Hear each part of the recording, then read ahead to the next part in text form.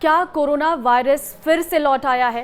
क्या फिर से लॉकडाउन लगने वाला है? कितना खतरनाक है कोरोना का ये नया वेरिएंट और क्या है इसके सिम्टम्स? कहां-कहां और कितने मरीज कोरोना के नए वेरिएंट के सामने आए हैं, बताएंगे सारी डिटेल इस वीडियो में। नमस्कार, मैं हूं आपके साथ ममता तिवारी। आप देख रहे हैं न्यूज़ 18 का डिजिटल प्लेटफॉर्म। 30 जनवरी 2020 ये वो तारीख है जब भारत में कोरोना का पहला मामला सामने आया और उसके बाद क्या हुआ, सबकी जिंदगी बदल गई थी। कोरोना का वो दौर आज भी याद आता है जब सड़कें सुनसान थी, अस्पताल में हाहाकार मचा हुआ था, लॉकडाउन ने लोगों को घरों में कैद कर दिया था। कोरोना वायरस ने बहुत से लोगों को गहरे जख्म दिए हैं, लेकिन फिर धीरे धीरे जब कोरोना की वैक्सीन आई तो चीजें सामान्य होती चली गई। लेकिन क्या एक बार फिर कोरोना वापस लौट रहा है?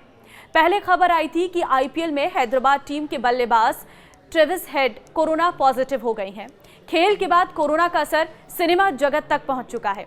Big boss fame Shilpa Shirodkar corona संक्रमित हो गई हैं और इस बात की जानकारी उन्होंने खुद अपने सोशल मीडिया अकाउंट पर दी है और कहा है कि मेरी कोरोना टेस्ट पॉजिटिव आई है, आप सभी लोग सेफ रहें और मास्क पहनना ना भूलें। देखिए, पिछले कुछ समय से कोरोना के मामले सामने नहीं आ रहे थे, लेकिन हाल ही में सिंगापुर और हांगकांग जैसे दक्षिण पूर्व एशियाई देशों में कोविड-19 के बढ़ते मामलों ने भारत में भी चिंता बढ़ा दी है। और अगर बात करें मुंबई की, तो वहां पर अब तक 53 मामले सामने आ चुके हैं जब तक हम आपको ये वीडियो की तरह जानकारी दे रहे हैं। हालांकि ये आंकड़े बढ़े हैं, घटे हैं, इस बारे में अभी कोई स्पष्ट जानकारी आपको इस वीडियो में नहीं मिलेगी, लेकिन जो करंट के आंकड़े अभी सामने आए हैं वो आंकड़े हम आपको पेश कर रहे हैं। देखिए, हम मुंबई के सबसे पहले आंकड़े आपको बता रहे हैं जहां पर 53 मामले सामने आए हैं। ऐसे में बीएमसी ने एशिया के कुछ हिस्सों में बढ़ते मामलों के बावजूद शांति बनाए रखने और निगरानी जारी रखने का आग्रह किया है। साथ ही नागरिकों को सलाह दी है कि अगर कोविड के लक्षण दिखाई दे तो वे मेडिकल हेल्प लें। केरल, महाराष्ट्र और तमिलनाडु में फिलहाल देश में सबसे अधिक केस सामने आ चुके हैं, जिससे राज्य सरकारों की चिंताएं बढ़ गई हैं और कोरोना के बढ़ते मामलों पर स्वास्थ्य मंत्रालय की ओर से कहा गया है कि फिलहाल मामला कंट्रोल में है। हालांकि बढ़ते मामलों के मद्देनजर समीक्षा बैठक की गई है। आपको जानकारी दे दें कि दक्षिण भारत के केरल और तमिलनाडु में कोरोना के मामले पिछले कुछ दिनों में तेजी से बढ़ रहे हैं। केरल में अब तक 69 एक्टिव कोरोना के मरीज हैं, जबकि तमिलनाडु में 34 एक्टिव केस हैं। महाराष्ट्र की बात करें तो यहां पर भी आंकड़ों के मुताबिक कुल 53 एक्टिव केस हैं। महाराष्ट्र में भी स्वास्थ्य विभाग कोरोना के बढ़ते मामलों पर नजर बनाए हुए हैं। इसके अलावा कर्नाटक, गुजरात और दिल्ली में भी कोरोना के केस सामने आए हैं। दिल्ली में फिलहाल कोरोना के 3 ही एक्टिव केस सामने आए हैं।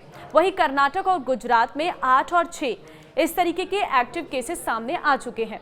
इसके अलावा बात हरियाणा, राजस्थान और सिक्किम की करें तो यहां पर एक एक्टिव मरीज डिटेक्ट किए गए हैं। मुंबई में कोरोना से 2 मरीजों की मौत भी हो चुकी है। एशियाई देशों में कोरोना के फिर से फैलने की वजह से हालात और बिगड़ते जा रहे हैं। इससे वैश्विक स्तर पर कोरोना को लेकर एक बार फिर से चिंताएं बढ़ गई हैं। हांगकांग और सिंगापुर में कोरोना के बढ़ते मामले लगातार सामने आ रहे हैं। सिर्फ मई के महीने में ही सिंगापुर में 14,000 कोरोना के एक्टिव केस सामने आ चुके हैं।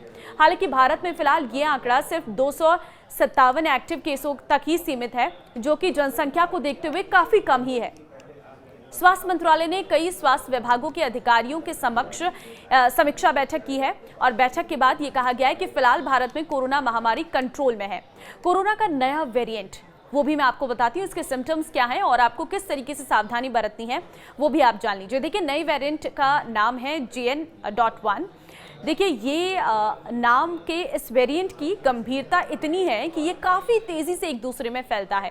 हालांकि घबराने की आपको ज़रूरत नहीं है, क्योंकि अधिकतर मामलों में काफ़ी हल्के लक्षण सामने आ रहे हैं, जिसमें हॉस्पिटल में भर्ती होने की ज़रूरत भी नहीं पड़ती है।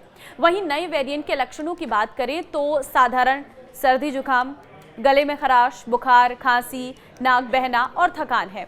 वहीं कुछ लोगों को सिर दर्द और हल्की सांस की शिकायतें भी हो सकती हैं।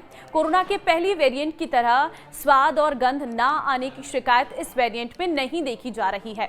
ये नया वेरिएंट उन सभी लोगों को प्रभावित कर सकता है जो कमजोर इम्यूनिटी वाले हैं और जिन्होंने वैक्सीनेशन अभी तक नहीं कराया है। इसलिए इस वेरिएंट का खतरा बुजुर्गों और छोटे बच्चों में अधिक रहता है। हालांकि अभी तक आए अधिकतर मामले बिना किसी लक्षण के देखने को मिले हैं। देश में अधिकतर लोगों ने कोरोना से बचाव के लिए अपना वैक्सीनेशन पूरा करा लिया है, लेकिन वैक्सीनेशन कोरोना के इस नए वेरिएंट से कितना बचाव करता है, इसका जवाब ये है कि वैक्सीन लगवा चुके लोगों का संक्रमण का खतरा काफी कम है, लेकिन फिर भी सावधानी जरूर रखनी चाहिए। वैक्सीन लेने से वायरस से संक्रमण में होने आने वाले गंभीर लक्षणों का खतरा टल जाता है। कोरोना से बचाव के उपाय ये हैं कि कोरोना से बचाव के लिए आपको भीड़-भाड़ वाले इलाकों में जाने से बचना है। घर से बाहर निकलते समय हमेशा आपको मास्क का इस्तेमाल करना है। अपने हाथों को बार-बार साबुन या फिर सैनिटाइजर से साफ करना है। किसी भी तरह का लक्षण दिखने पर घर में रहें और डॉक्टर से आपको संपर्क करना है। अपनी इम्यूनिटी को बूस्ट करने के लिए बैलेंस डाइट लें और एक्सरसाइज जरूर करें। कमजोर इम्यूनिटी वालों को थोड़ा संभल कर रहने की जरूरत है। ऐसे लोगों को ये आसानी से अपना निशाना बना लेता है। तो देखिए, कोरोना का नया वेरिएंट आ चुका है। हालांकि आपको घबराने की जरूरत नहीं है, लेकिन हाँ, आपको सावधान रहने की बहुत जरूरत है, क्योंकि अगर आप गलतियां करेंगे तो ये वायरस फैलेगा, और अगर ये वायरस फैलेगा तो ये पुराना रूप भी ले सकता है, यानी कि एक बार फिर से वो सिचुएशन आ सकती है जब हम लॉकडाउन में घर के अंदर बंद हो सकते हैं। तो ऐसे में बहुत ज़रूरी है कि आप अपनों का ख्याल रखें। इस वीडियो को शेयर कर दीजिए ताकि लोगों को भी इस नए वेरिएंट के बारे में पता चल सके और वो थोड़ा सा अवेयर हो सके। नमस्कार।